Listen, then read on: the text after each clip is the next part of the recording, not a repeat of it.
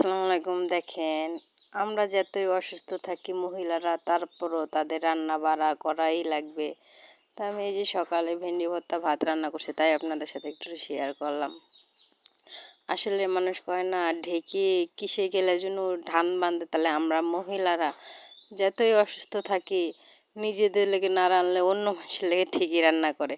তো অন্য মানুষ অন্য কিছু মনে করে না, নিজের স্বামী বাচ্চার লেগেই রান্না করা লাগে, নিজের লেগে রান্না না করলেও ধরেন মানুষের লেগে রান্না করা লাগে।